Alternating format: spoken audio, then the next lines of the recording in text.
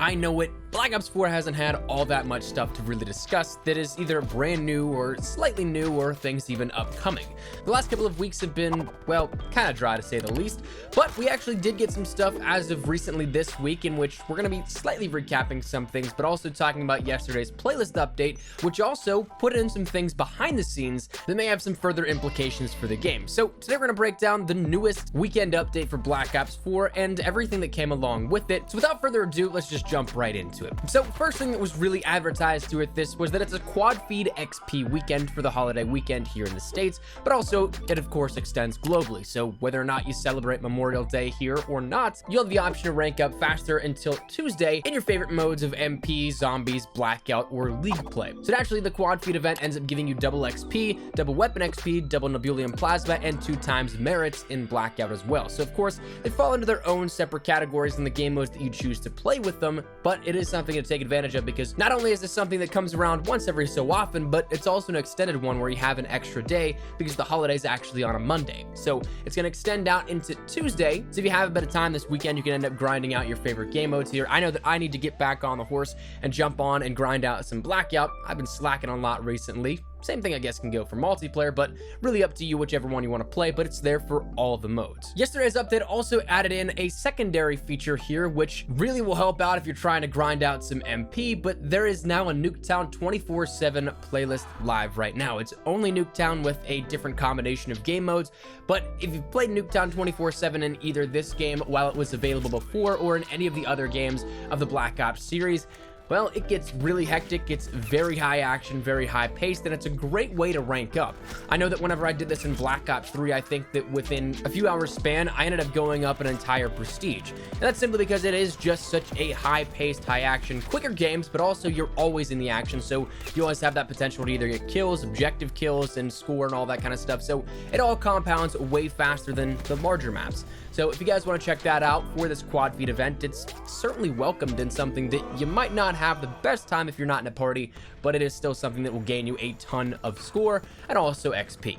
Outside of that, the only other thing that changed with yesterday's immediate update publicly was that of a map rotation update. So Arsenal Sandstorm was one of the big ones here up on deck. Naturally, that's one of the weather changes and environmental changes to the maps that we've seen so far that players haven't been too fond of. Contraband Hurricane, Seaside Sunset, Firing Range Night, and then the upcoming Hacienda Twilight. Those, of course, don't look to be all that bad, but Arsenal Sandstorm was something that actually altered the visibility greatly on that map, and unless you were inside, we really couldn't see anywhere, say, past the couple of character models in front of you. And so therefore, long-range camping with the Thermal Titans was something that happened, and of course, that just was nobody like that. But the map rotation update ended up coming in the way of, well, this isn't going to be in the rotation as much. They started to reevaluate how many times maps would pop up and how they'd pop up after Arsenal Sandstorm was introduced because of that immediate feedback of why is this coming up so much. So therefore, not only just the Arsenal Sandstorm, but there's a little bit of a map pool adjustment across the board. So on top of the other maps, if you're not a huge fan of Arsenal Sandstorm, well, it should hopefully get a little bit better after this point with this matchmaking adjustment.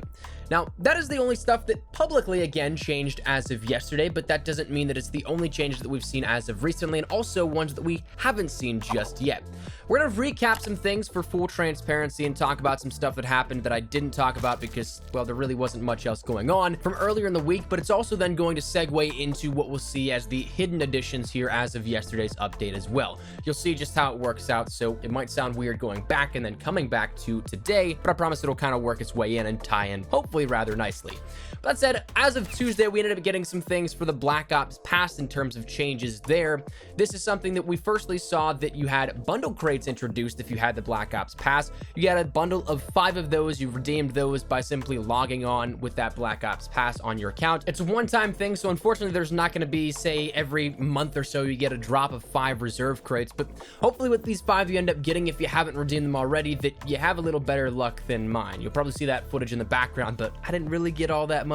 I think the most I got was like the Afterlife camo or something like that, which is great, but I hate the idea that they're all parted out. But regardless, that's something you can take advantage of if you haven't done so already. Also, they added a tier bonus until this upcoming Tuesday for Black Ops Pass holders. So that means that you end up having 2 times the tier boost, and you can end up ranking up your tiers twice as fast. So whereas it normally takes 60 minutes of in-game playtime, it only takes 30.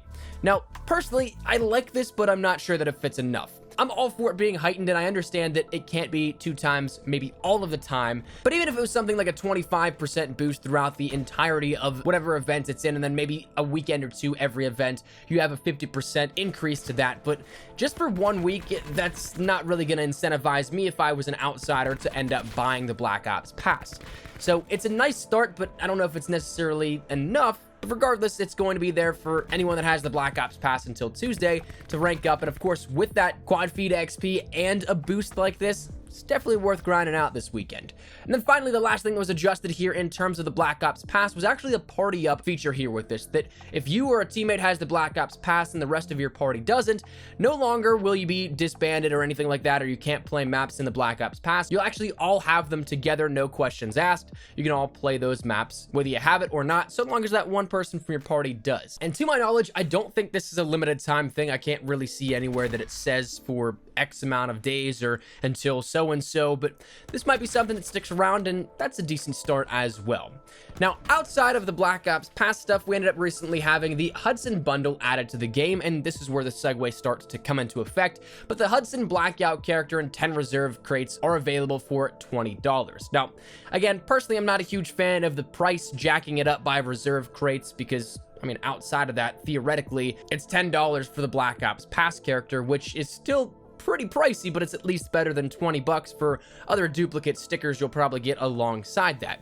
Now, personally, I'm not really sure how I didn't consider this one coming, and it's surprising because he wasn't in the build of the game files that we had. It seems like a few smaller things have been added in recent hotfixes and playlist updates rather than full-on title updates, which is where that segue transitions over into our next topic of discussion in a second. But personally, I'm not a huge fan of the pricing, like I said, but I'm cool that he's actually back for those that either didn't have the game or didn't get to tier 200 in First Strike.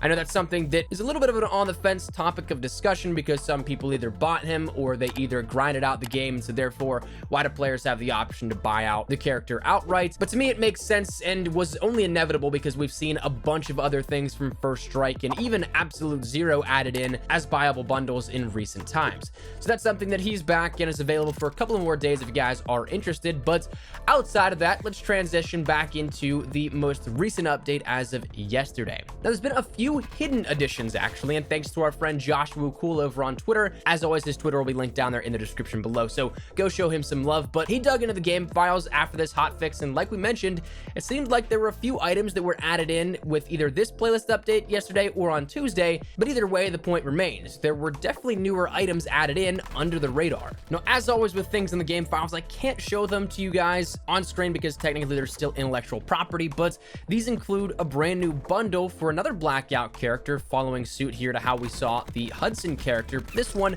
dealing with Ultimus Dempsey. Then there's a new death effect and also what looks to be like some new zombies imagery, not actually full-blown game additions, but more so just that menu imagery or some smaller assets that are literally just image files, in which this looks to be the factions for zombies, which has been something teased since literally the reveal of Black Ops 4 back in May of last year. So that may finally be coming with the Days of Summer split, but this is also really interesting to me because the timing itself is certainly weird, curious to say the least. Admittedly, most of the bundles that we've seen already have been exhausted, so Dempsey could be that one that is the upcoming week, and with 1 week left on the split before we jump into Days of Summer, it would then fill it out, so it's of course just kind of padding it up and everything in the game files right now gets finished out.